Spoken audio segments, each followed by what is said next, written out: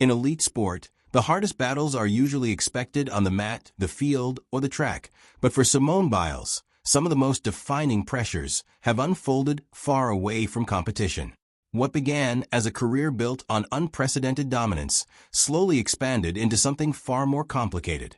A global conversation about mental resilience, personal vulnerability, and the cost of being both an icon and a human being under constant scrutiny. Lately, things haven't been looking good for Simone Biles. The recent medical scare. The first sign that something was wrong didn't come through a press conference or a competition arena. It surfaced quietly on Instagram stories, where Simone Biles posted a stark, almost unsettling image. Hospital wristbands stacked around her arm. No stage lights, no arena noise, just a short caption. "Almost dying wasn't on my bingo card earlier this week." There were no procedural details, no named condition, no timeline of symptoms, and no official statement from medical personnel. The only confirmed fact remained her own account. She had experienced a sudden medical emergency serious enough to require hospital care and a recovery period at home. At the same time, she revealed a detail that added emotional weight to the situation. Her husband, NFL player Jonathan Owens, was away for football-related commitments during the incident. That separation, though routine in professional athlete households, only added to the event's intensity. She noted that being alone at the moment the emergency unfolded amplified her fear. The timing also matters in understanding the context around it. Biles, now 29, is not in the early phase of her career where minor injuries are expected. She is in the late prime of one of the most physically demanding sports careers in modern history, having competed at multiple Olympic cycles and executed some of the most technically difficult gymnastics elements ever performed in competition. Yet despite global attention, there has been no follow-up disclosure from her camp explaining whether the incident was cardiac, neurological, stress-related, injury-related, or otherwise. No hospital name, no treating physician statement, and no governing body involvement have been confirmed publicly. The reaction online filled that gap quickly, but without verified grounding. Within hours of the post circulating, speculation ranged across the usual spectrum applied to unexplained athlete hospitalizations, overtraining complications, viral illness, exhaustion, or unrelated acute medical events. But none of these interpretations has been substantiated by credible reporting. What makes the episode more notable is how it contrasts with her established public communication style. In earlier career phases, especially around Olympic competition cycles, she has been transparent about mental health and performance-related challenges. However, she has also consistently drawn a boundary between personal medical privacy and public explanation. But this is not the first time she has faced adversity. In fact, trials and tribulations have dotted most of her life. Early life instability, family separation, and foster care troubles. Born in March 1997 in Columbus, Ohio, Simone Biles entered a family environment already under strain. Her biological mother, Shannon Biles, struggled with substance abuse issues that made it impossible to provide consistent care for Simone and her siblings during their early childhood. That instability escalated into formal intervention when the children were placed into foster care. Simone and her younger sister were separated from their biological mother during this period, moving through the child welfare system while their family structure fractured further. For a child born into the mid-1990s Midwest, this meant frequent disruption, changing caregivers, uncertain routines, and the absence of a stable household base. Things were bleak. But then, her maternal grandfather Ron Biles and his wife Nellie Biles adopted Simone and her sister, relocating them to Spring, Texas, in the Houston area. This provided legal permanence, a stable household environment, and access to consistent schooling and extracurricular opportunities that had previously been out of reach. It was here that gymnastics entered the picture almost by chance. A daycare field trip introduced Simone to a gym, where coaches quickly noticed her physical aptitude. What followed was a gradual alignment of circumstances. By the time she was still in early elementary school, she had already begun formal training at Bannon's Gymnastics under coach Amy Borman. Little did either person know how far Simone Biles would end up going. Her adoptive parents played a central role in maintaining a stable family structure. Ron Biles, a former Air Force sergeant, and Nellie Biles, a nurse, brought a disciplined household environment that supported both education and athletic development. Their decision to prioritize consistency in schooling and training allowed Simone to progress through the levels of competitive gymnastics without the interruptions that often derail early specialization sports careers. By the time she reached adolescence, the trajectory set in motion by that adoption and relocation was already irreversible. She had transitioned from local gymnastics programs to elite training environments in Texas, a state that has produced numerous top-tier gymnasts due to its concentration of high-performance facilities. It seemed like fate. Rise to elite gymnastics and extraordinary physical demands. By the time Simone Biles entered structured gymnastics training in Texas, the sport itself was already shifting toward greater difficulty. But what she brought into it changed the trajectory entirely. Her formal breakthrough came in the early 2010s, when she began competing at the senior elite level in the United States. At the 2013 World Artistic Gymnastics Championships in Antwerp, Belgium, a 16-year-old Simone Biles immediately positioned herself as a multi-event threat. In qualifications, she finished first in the all-around and floor, second on vault, fifth on beam, and sixth on uneven bars, allowing her to qualify for every major final. That breadth alone signaled unusual versatility, but it was the margins and difficulty levels she carried into competition that set her apart from her peers. In the all-around final, Biles delivered a composed set of routines across 4 apparatus, winning gold by nearly a full point over teammate Kyla Ross. She also collected bronze on balance beam and bronze on vault, while placing 4th on uneven bars, her weakest event at the time. Her most decisive performance came on floor exercise, where she secured gold, combining powerful tumbling passes with controlled landings that outmatched the field. By the end of the competition, she had earned 4 medals in her first World Championships. More importantly, Antwerp 2013 marked the point where she stopped being viewed as a rising American gymnast and began being recognized as an athlete capable of redefining scoring expectations in women's gymnastics. This victory marked the beginning of a multi-year dominance. From that point forward, she would accumulate world titles across multiple apparatuses, including vault, floor exercise, and balance beam, often winning by margins that highlighted both execution quality and difficulty separation from the rest of the field. What defined her rise was not only consistency, but the unprecedented difficulty embedded in her routines. In gymnastic scoring, difficulty is built on coded elements, and Biles began introducing skills so complex that they were officially named after her once successfully completed at major international competitions. These include multiple vault and tumbling elements, such as the Yurchenko double pike vault, later known as Biles 2, and floor exercise skills involving multi-rotation flips with blind landings. Behind those moments of execution was a training environment defined by repetition at extreme intensity. Elite gymnastics training typically involves multiple daily sessions, high-impact landings, and continuous conditioning to maintain explosive power and aerial control. For Biles, this meant not only mastering existing difficulty levels, but repeatedly training above them to make competition execution appear controlled. The physical toll of this process is cumulative. Impact forces on joints during landings can reach multiples of body weight, and rotational skills require precise neuromuscular timing developed over thousands of repetitions. By the time she reached the 2016 Rio Olympics, her dominance was fully established.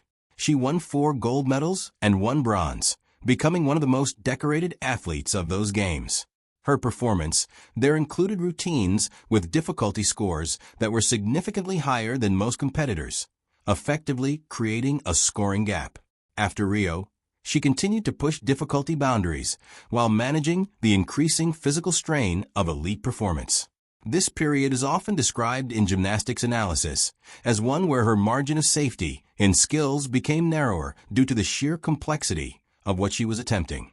Unlike earlier generations of gymnasts, whose routines emphasized consistency over extreme difficulty, Biles' era required both maximal difficulty and near-perfect execution to remain competitive at the highest level. The long-term demands of this progression became more visible as she continued competing. Her rise also reshaped competitive expectations globally. Judges and federations had to adjust scoring baselines because her difficulty levels exceeded what was previously considered standard for winning routines. She had redefined the structural ceiling of women's gymnastics. But trouble followed soon enough: Larry Nassar scandal survivor and institutional trauma. The timeline of Simone Biles' career cannot be understood without the shadow of the USA Gymnastics abuse scandal.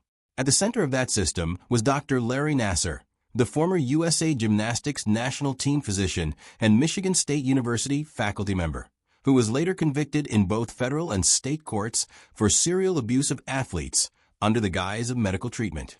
Nassar's crimes unfolded over years inside a tightly controlled elite training pipeline, where athletes reported for national camps, international competitions, and Olympic preparation. USA Gymnastics, headquartered in Indianapolis, Indiana, served as the governing body overseeing the national team structure during the period in which the abuse occurred.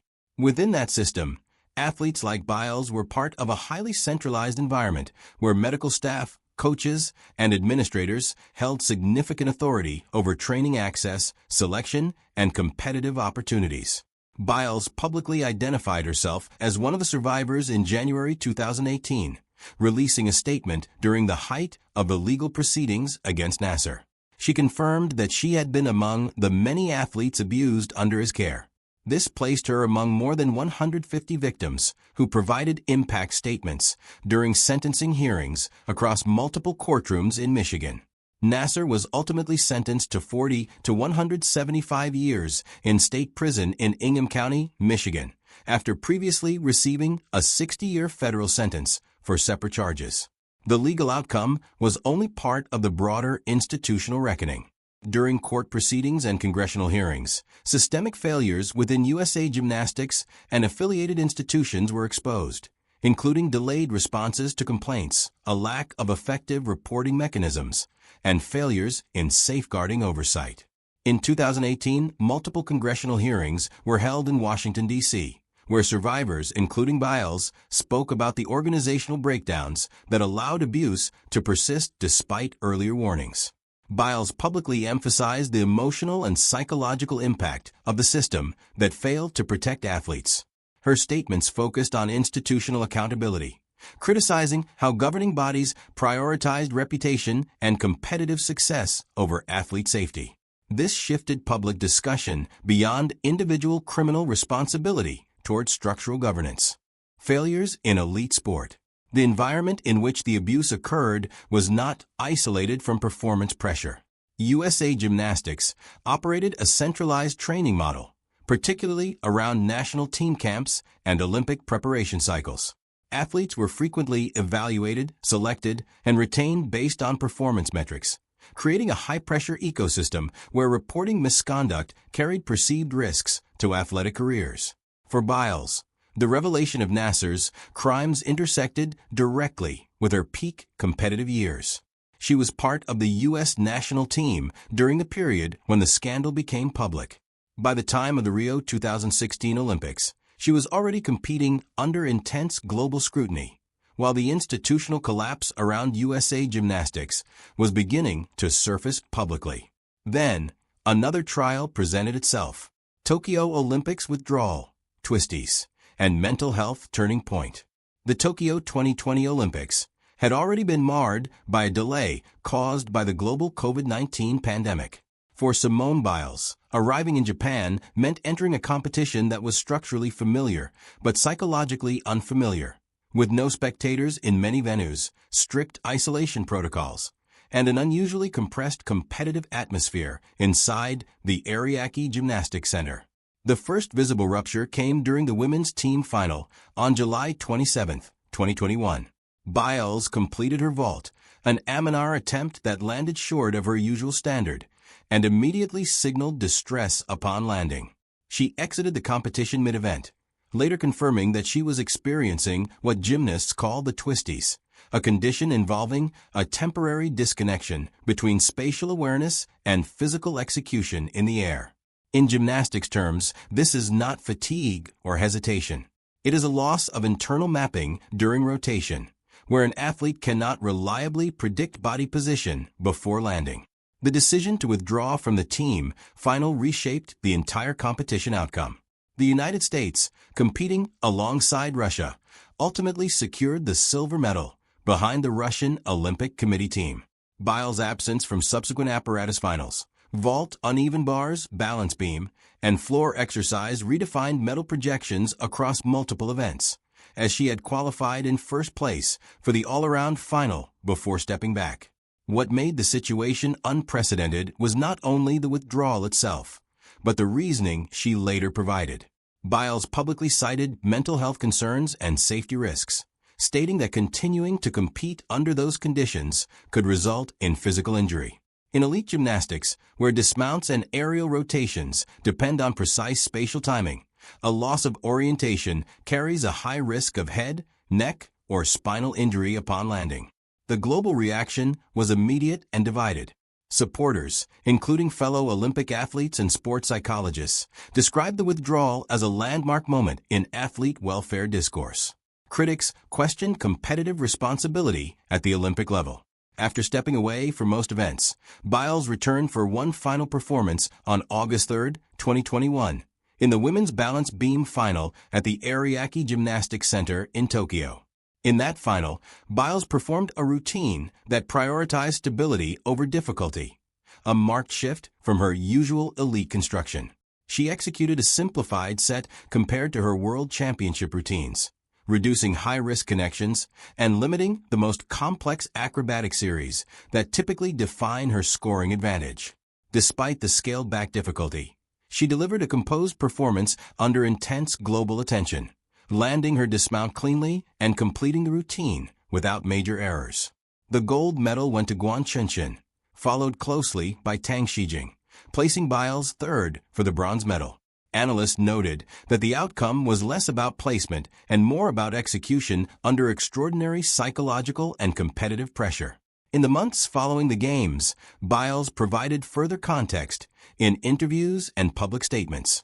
She linked the experience of the twisties to cumulative stress factors, including long-term pressure from elite competition, the postponement of the Olympics due to COVID-19, and unresolved psychological effects from the Larry Nassar abuse scandal. She emphasized that the condition was not isolated to a single moment of stress, but rather the result of multiple overlapping pressures that affected her mental and physical synchronization. Sports science experts later highlighted the Tokyo episode as a defining case study in elite athlete mental health. The concept of performance dissociation in high-rotation sports became a focal point of discussion in coaching and medical circles, particularly in gymnastics, diving, and aerial skiing. Federations began revisiting protocols around athlete mental health support. Speaking of mental health,